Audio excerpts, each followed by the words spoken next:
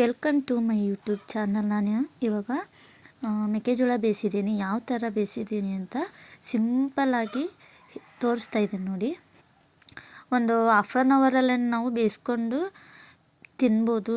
ತುಂಬ ಅಂದರೆ ತುಂಬ ಟೇಸ್ಟಿಯಾಗಿರುತ್ತೆ ಮತ್ತು ಫ್ರೆಶ್ಶಾಗಿ ನಾವೇ ಬೇಯಿಸಿರೋದ್ರಿಂದ ಟೇಸ್ಟು ಚೆನ್ನಾಗಿರ್ತಾವೆ ನೋಡಿರಿ. ಯಾವ ಥರ ಬೇಯಿಸೋದು ಅಂತ ಸಿಂಪಲ್ಲಾಗಿ ಹೇಳ್ತಾ ಇದ್ದೀನಿ ನೋಡಿ.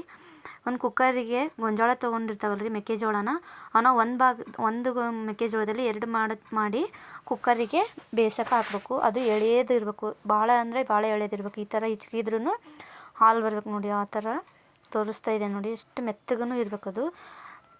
ಕುಕ್ಕರಿಗೆ ಮೆಕ್ಕೆಜೋಳ ಮುಳುಗೋವಷ್ಟು ನೀರು ಹಾಕಿ ಅದಕ್ಕೆ ನಮಗೆ ಉಪ್ಪು ಎಷ್ಟು ಬೇಕೋ ಅಷ್ಟು ಉಪ್ಪು ಹಾಕಬೇಕು. ಒಬ್ಬೊಬ್ಬರು ಕಮ್ಮಿ ಉಪ್ಪು ತಿಂತಾರೆ, ಒಬ್ಬೊಬ್ರು ಜಾಸ್ತಿ ತಿಂತಾರೆ. ಕುಕ್ಕರ್ ಬಾಯಿ ಮುಚ್ಚಿ ಒಂದು 3-4 ವಿಸಲು ಕೂಗಿಸಿದ್ರೆ ಬೇಯಿಸಿದ ಮೆಕ್ಕೆಜೋಳ ರೆಡಿ ಆಗ್ತವೆ ನೋಡಿರಿ. ನೋಡಿ ಇವಾಗ ಬೆಂದಿದೆ ಆಲ್ರೆಡಿ, ಭಾಳ ಚೆನ್ನಾಗಿ ಬೆಂದಿದೆ, ಸ್ಮೂತಾಗಿದೆ. ಬಾಯಾಗಂತೂ ಭಾಳ ಚೆನ್ನಾಗಿ ಟೇಸ್ಟ್ ಬರ್ತಾ ಇದೆ ನೋಡಿರಿ. ಮತ್ತು ಬೇಕಂದರೆ ನೀವು ಚಾಟ್ ಮಸಾಲ ಹಾಕ್ಕೋಬೋದು. ಇದಕ್ಕೆ ಚಾಟ್ ಮಸಾಲ ಹಾಕ್ಕೋಬೋದು, ನಿಮಗೆ ಬೇಕಾದ್ರೆ ಖಾರ ಪುಡಿ ಹಾಕ್ಕೋಬೋದು.